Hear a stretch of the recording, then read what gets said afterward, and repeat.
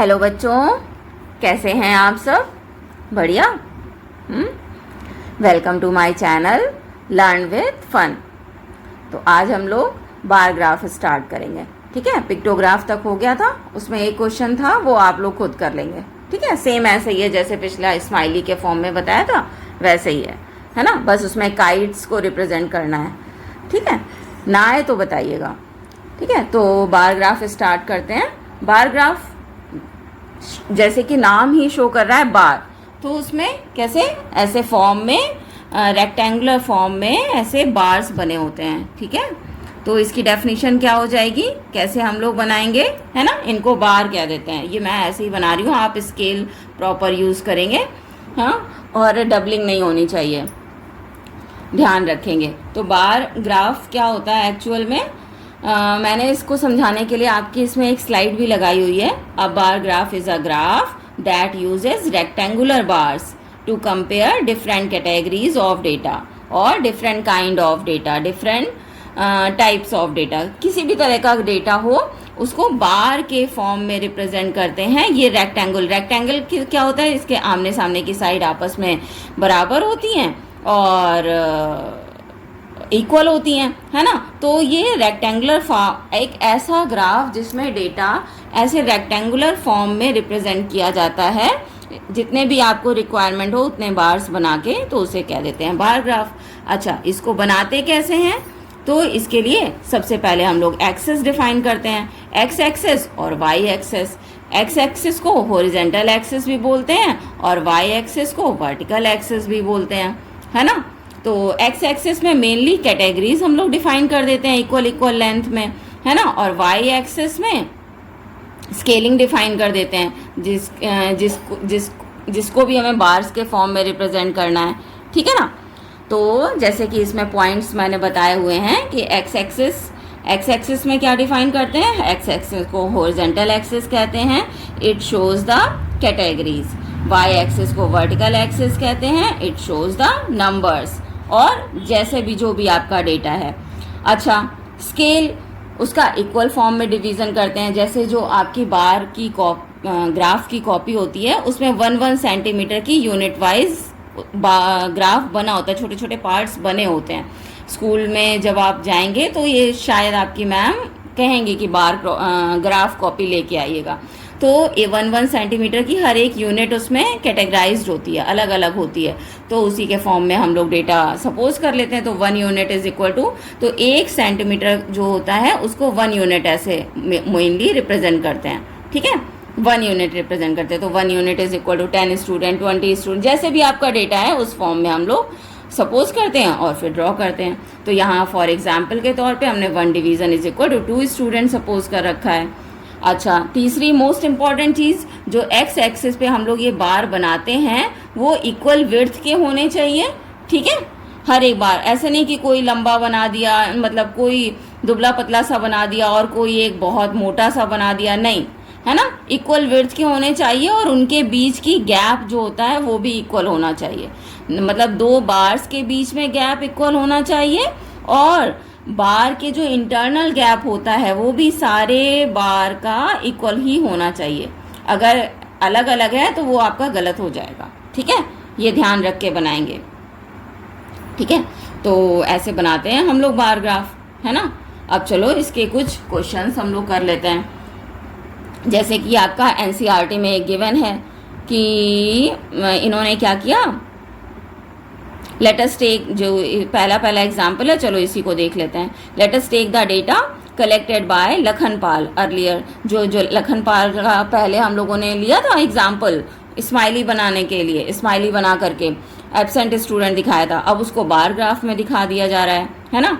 तो वही एग्जाम्पल है, क्लास 1 to 8 करके स्टूडेंट है और एक पर्टिकुलर डे पे नंबर ऑफ स्टूडेंट का डेटा उसने कलेक्ट किया हुआ है ना। तो इसी टेबल को देखो, इसमें इन्होंने बार ग्राफ के फॉर्म में रिप्रेजेंट कर दिया है। एक्स एक्सिस में नंबर ऑफ क्लास ले लिए हैं, 1st, 2nd, 3rd, 4th, 5th, 6th, 7th and 8th, और वाई एक्सिस पे इन्होंने number of student, absent student दिखा दिए हैं और उनको भी 1 यूनिट, मतलब इस बार में आपके नंबर ऑफ स्टूडेंट आ सकते हैं, एब्सेंट स्टूडेंट ही क्योंकि दिखाने हैं, बहुत ज़्यादा बच्चे थोड़ी एब्सेंट होते हैं।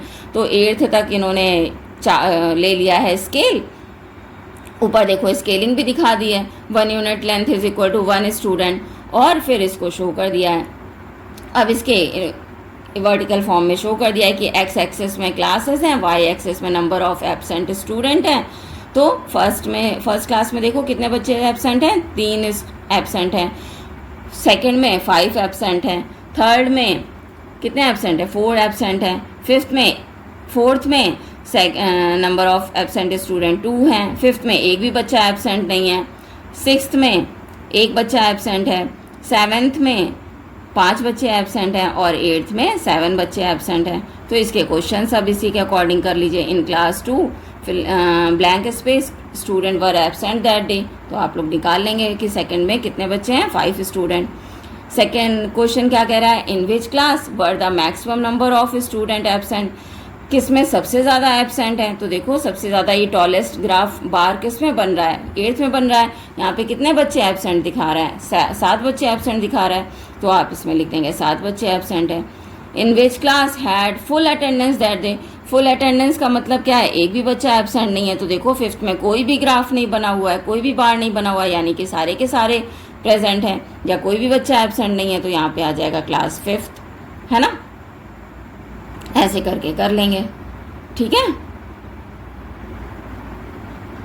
नेक्स्ट एग्जाम्पल हम लोग देख लेते हैं। नेक्स्ट एग्जाम्पल किसका है, इसमें व्हीकल के फॉर्म में दिखाया हुआ है कि टाइम इंटरवल दे रखा है 6 से 7 बजे के बीच, 7 से 8, 8 से 9, 9 से 10, 10 से 11, 11 से 12, और नंबर ऑफ व्हीकल्स जितने पास होते हैं दिल्ली में वो दिखाया हुआ है ना। तो ये वाला आप अपने आप करेंगे, ठीक है। इससे डेटा कलेक्ट करके डेटा मतलब जो भी क्वेश्चन कह रहा होगा उसके अकॉर्डिंग निकालेंगे। देखो जैसे फर्स्ट क्या कह रहा है, how many cars passed through the crossing between 6 AM and noon, मतलब सुबह 6 बजे से और दोपहर 12 बजे तक कितने व्हीकल्स पास होते हैं। तो सारे व्हीकल्स को उठा करके ऐड कर देंगे, है ना, लेकर के ऐड कर लेंगे।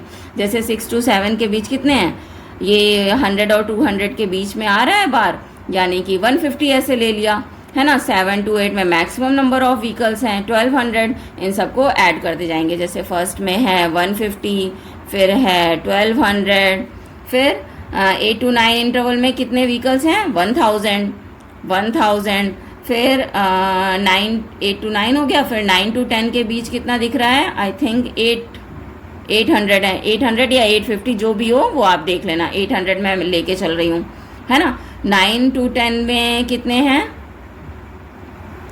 9 to 10 800 हो गया,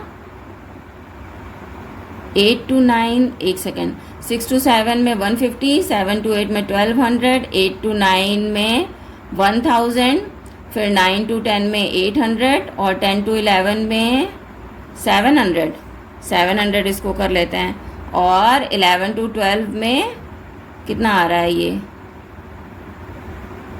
600 या 650, 600 ले लेते हैं, ठीक है।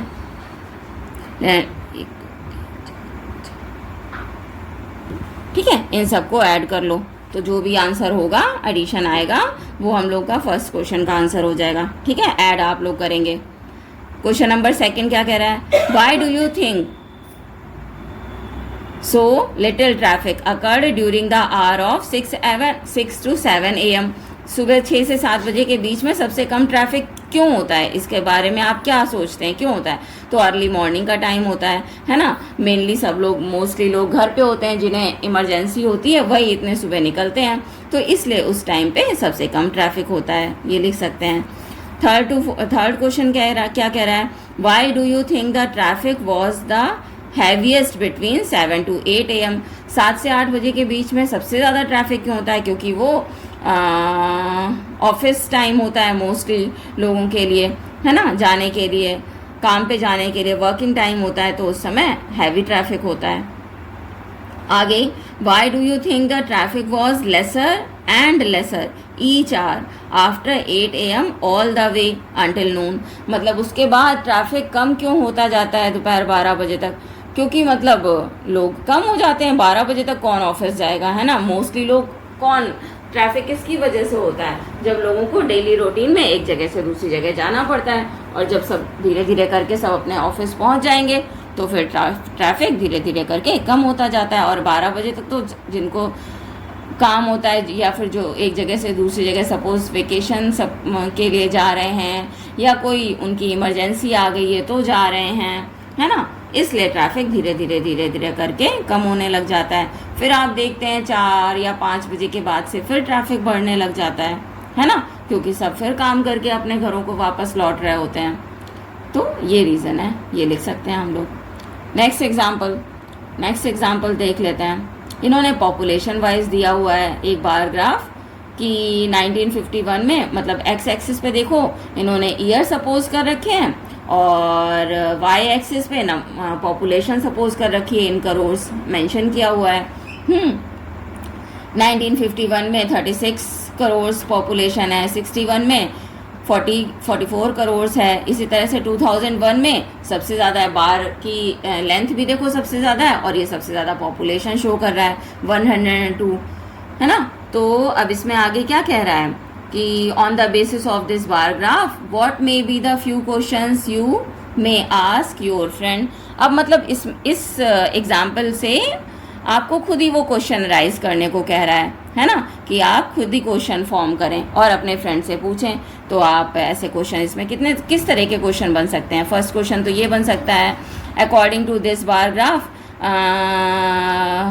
Tell me the population in 1951, है ना, ये पूछ सकते हैं, है ना।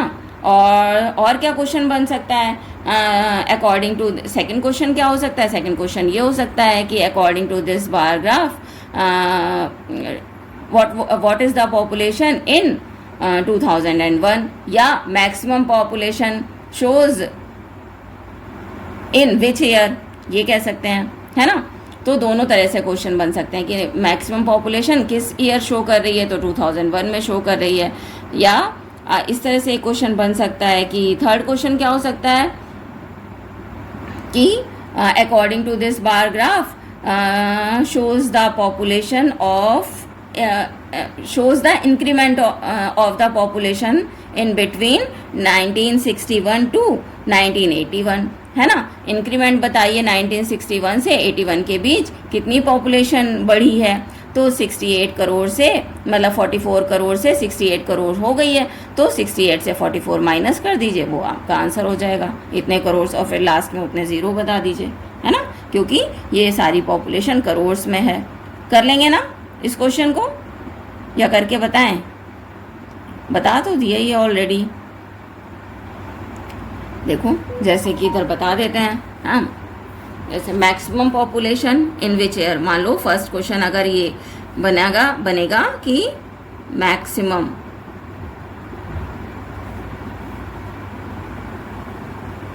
पॉपुलेशन इन ईयर, तो हो जाएगा 2001, है ना। और मिनिमम पॉपुलेशन मान लो पूछ लिया जाए, minimum population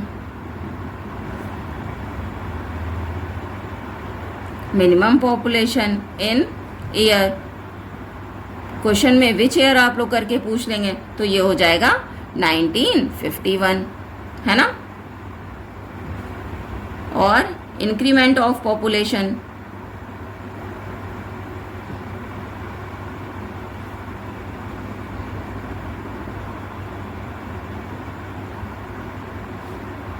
in between, year हम लोग ले लेते हैं क्या, 1961 टू 1981। तो इसके लिए कैसे निकालेंगे, क्या कर देंगे, पॉपुलेशन इन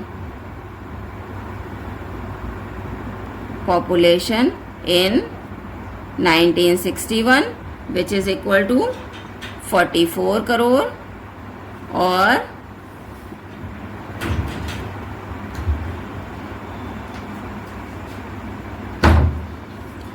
पॉपुलेशन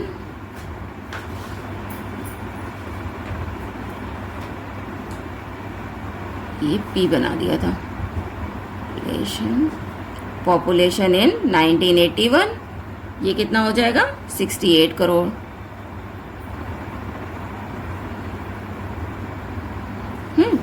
तो अब दोनों का डिफरेंस ऐसे करके निकालेंगे तो 68 माइनस 44, ये किया तो 8 से 4 4 और 8 से 4 अगेन माइनस तो 2, 28 करोड़।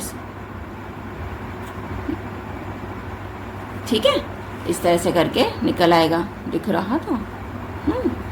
ठीक है, इस तरह से ये क्वेश्चंस फॉर्म हो जाएंगे। ठीक है, तो इस वीडियो में यहाँ तक रखते हैं, नेक्स्ट वीडियो में फिर और आगे से करेंगे। ठीक है, ओके देन, बाय।